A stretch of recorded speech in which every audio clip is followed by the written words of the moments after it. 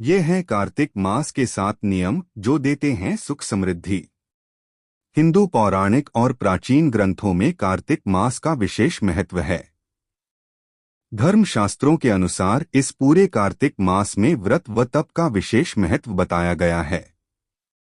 उसके अनुसार जो मनुष्य कार्तिक मास में व्रत व तप करता है उसे मोक्ष की प्राप्ति होती है। पुराणों में कहा है कि भगवान नारायण ने ब्रह्मा को, ब्रह्मा ने नारद को और नारद ने महाराज पृथु को कार्तिक मास के सर्वगुण संपन्न महात्म्य के संदर्भ में बताया है। कार्तिक मास में 7 नियम प्रधान माने गए हैं जिन्हें करने से शुभ फल मिलते हैं और हर मनोकामना पूरी होती है। ये 7 नियम इस प्रकार हैं। पहला नियम दीपदान। धर्मशास्त्रों के अनुसार कार्तिक मास में सबसे प्रमुख काम दीपदान करना बताया गया है। इस महीने में नदी, पोखर, तालाब आदि में दीपदान किया जाता है। इससे पुण्य की प्राप्ति होती है। दूसरा नियम तुलसी पूजा। इस महीने में तुलसी पूजन करने तथा सेवन करने का विशेष महत्व बताया गया है। वैसे तो हर मास में तुलसी का सेवन व आराधना करना श्रेयस्कर होता है, लेकिन कार्तिक में तुलसी पूजा का महत्व कई गुना माना गया है। तीसरा नियम भूमि पर शयन। भूमि पर सोना कार्तिक मास का तीसरा प्रमुख काम माना गया है। भूमि पर सोने से मन में सात्विकता का भाव आता है तथा अन्य विकार भी समाप्त हो जाते हैं। चौथा नियम तेल लगाना वर्जित। कार्तिक महीने में केवल एक बार नरक चतुर्दशी, कार्तिक कृष्ण चतुर्दशी के दिन ही शरीर पर तेल लगाना चाहिए। कार्तिक मास में अन्य दिनों में तेल लगाना वर्जित है। पांचवा नियम दलहन, दालों खाना निषेध। कार्तिक महीने में द्विदलन अर्थात उड़द, मूंग, मसूर, चना, मटर, राई आदि नहीं खाना चाहिए।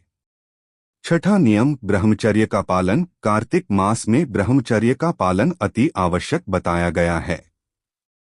इसका पालन नहीं करने पर पति पत्नी को दोष लगता है और इसके अशुभ फल भी प्राप्त होते हैं। सातवां नियम संयम रखें। कार्तिक मास का व्रत करने वालों को चाहिए कि वह तपस्वियों के समान व्यवहार करें अर्थात कम बोले, किसी की निंदा या विवाद न करें, मन पर संयम रखें आदि। आइए जानते हैं कार्तिक मास व्रत पूजन नियम। कार्तिक मास व्रत पूजन नियम। कार्तिक मास आज से आरंभ हो रहा है। यह साल के 12 मासों में उत्तम मास माना गया है। इस महीने में की गई प्रार्थना और पूजन सीधे भगवान विष्णु तक पहुंचती है।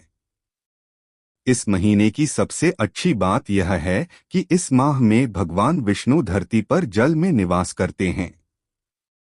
इसलिए प्राचीन काल से परंपरा रही है कि लोग सूर्योदय से पूर्व ही नदी या तालाब में जाकर स्नान करते हैं और वहीं पर तिल के तेल या घी से दीपक जलाकर भगवान विष्णु की पूजा करके दीप को दोने में रखकर जल में प्रवाहित कर देते हैं। यह सुंदर नजारा आज भी गांवों में देखने को मिल जाता है। आपके आसपास नदी तालाब नहीं है तो आप घर पर भी सूर्योदय पूर्व स्नान करते भगवान विष्णु की पूजा करें और दीप जलाएं। इससे भी पुण्य के भागी बनेंगे। कार्तिक मास में मछली खाना वर्जित क्यों? शास्त्रों में कहा गया है कि कार्तिक मास में भगवान विष्णु जल में निवास करते हैं, इसलिए इस महीने में मनुष्य को सात्विक भाव बनाए रखते हुए मांस मछली के सेवन से परहेज रखना चाहिए। यही वजह है कि बहुत से लोग कार्तिक मास में मछली नहीं खाते हैं। विष्णु पुराण के अनुसार भगवान विष्णु का पहला अवतार मत्स्य यानी मछली का है। कार्तिक में वह अपने इसी रूप में जल में वास करते हैं, इसलिए शास्त्रों में कहा गया है कि कार्तिक में मछली खाने से बचना चाहिए। कार्तिक में इसलिए बैंगन और करेला ना खाएं। कार्तिक के महीने में बैंगन और करेला इन दोनों सब्जियों को खाना भी शास्त्र के नियमों के विरुद्ध है। शास्त्रों के अनुसार कार्तिक के महीने में इन दोनों सब्जियों का सेवन नहीं करना चाहिए।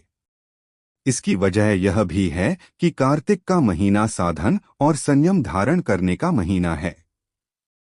बैंगन काम और उत्तेजना बढ़ाने का काम करता है, इसलिए इस महीने में बैंगन खाना अच्छा नहीं माना जाता है। वैज्ञानिक दृष्टि से बैंगन पित्त दोष को बढ़ाने का काम करता है, जबकि करेला वायु दोष को, इसलिए इनसे परहेज रखने के लिए कहा गया है।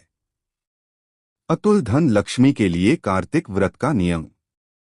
कार्तिक का महीना महापुण्यदायी महीना कहा गया है। इस महीने में जो व्यक्ति नियमित सूर्योदय पूर्व स्नान करता है, वह दूध से स्नान करने का फल पाता है और शरीर निरोग रहता है। पुष्कर पुराण में बताया गया है कि जो व्यक्ति कार्तिक मास में सुबह शाम भगवान विष्णु के समक्ष तिल के तेल से दीप जलाकर भगवान विष्णु का पूजन करता है, वह अतुल धन लक्ष्मी को पाता है। ऐसे लोग अपने पुण्य कर्मों से स्वर्ग में स्थान पाते हैं और अगले जन्म में धनवानों के घर में पैदा होते हैं। कार्तिक मास व्रत की महिमा पद्म पुराण में। कार्तिक मास के महात्म्य का वर्णन करते हुए पद्म पुराण में बताया गया है कि देवी रुक्मिणी पूर्वजन्म में विधवा ब्राह्मणी थीं। गंगा तट पर रहते हुए वह कार्तिक मास का व्रत नियम पूर्वक किया करती थीं। एक बार इसी व्रत के दौरान इन्होंने ठंड से शरीर त्याग दिया। मृत्यु के बाद इन्हें उत्तम लोक में स्थान प्राप्त हुआ और जब भगवान विष्णु ने कृष्ण रूप में अवतार लिया तब इन्हें भगवान श्री कृष्ण की पत्नी बनने का सौभाग्य प्राप्त हुआ। जल नहीं मिलाना चाहिए। 3 पीरियड्स के दौरान स्नान। महिलाएं अगर पीरियड्स में हैं तो उन्हें स्नान उसी समय करना चाहिए जब वे सामान्यतः स्नान करती हैं। पूजा पाठ करते समय गंगा जल का उपयोग नहीं करना चाहिए। पूजा की विधि। 1. तुलसी पूजा। स्नान के बाद तुलसी जी की पूजा करना न भूलें। तुलसी को घर में रखना और उनकी परिक्रमा करना बहुत शुभ माना जाता है।